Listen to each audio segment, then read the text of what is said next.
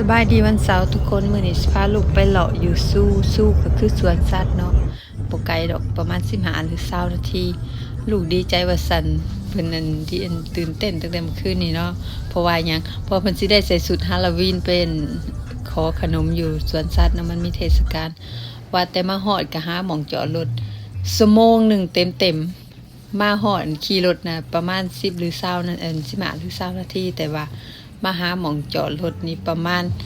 ชั่วโมงหนึ่งสมเจ้าเว้ยหม่องจอดรถเต็มมื้อนี้นะ Finally 1 ชั่วโมงผ่านไปจึงได้จอดรถอันนี้เขาก็เข้ามาทางในเลยเนาะคนหลายแท้แล้วว่ะเข้ามาก็ต้องถ่ายรูปซะก่อนเนาะจักแสะจักสึเลยจึงพากันไปย่างรอWhere your bag? เทศกาลฮาโลวีนกับบ่มีหยังหลายเนาะเขาเจ้าตั้งเต้นเป็นจุด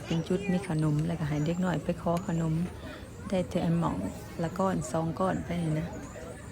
เด็กน้อยเราก็มีความสุขเลยเนาะขนมตามภาษา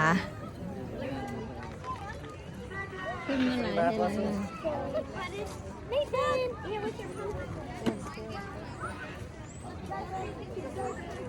I got some more of these. Hey, Mom, Fiona the hippo is dressed up for Halloween. Yeah. So, Oh, Pennywise, look at that. Pennywise, why are you at the zoo? What are you gonna do at the zoo?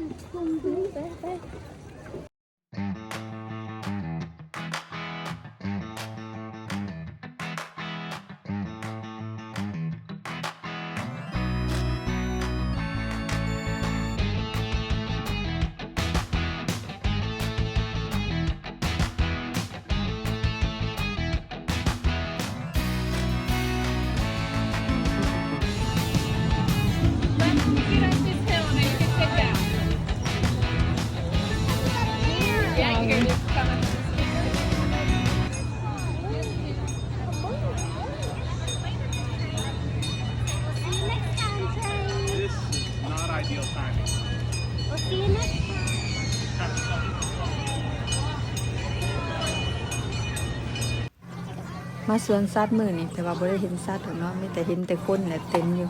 เพราะว่าเขาวนวายแต่นั้นมันขอขนมนะ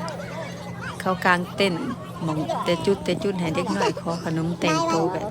ที่ว่าเขามักแยกแต่งนะ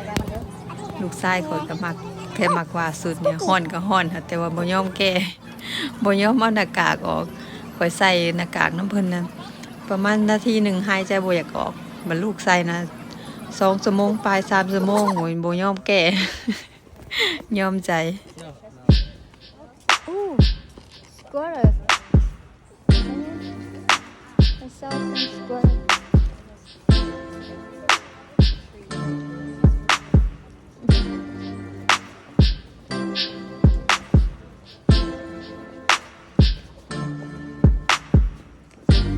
Survival. ตามทางย่างก็ต้องได้ยืนถาบักโดนๆเนาะเพื่อสิยินผ่านไปได้นะคนหลาย เพิ่นมักไต่เสือกันนี่มาทุกเทื่อต้องได้ไต่ว่าซั่น ก็ประมาณนี้แหละเนาะบ่ได้มีหยังหลายย่างไปย่างมาขอขนมเด็กน้อยหั่นแต่คันสิขอขนมก็ต้องเรียนแถวกันโดนอีกโอ้ยเมื่อยหำเด็กน้อยน่ะม่วน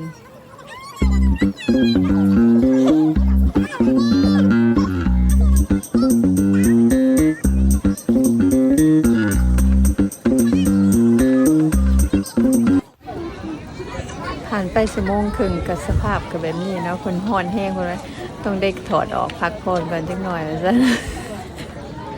จึงไปต่อบ่ยอมแพ้ได้ไปต่ออีกนะไป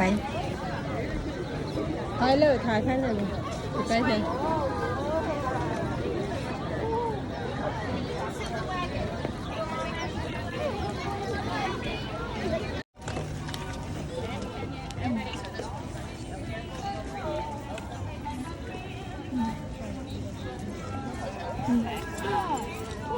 Trees under you.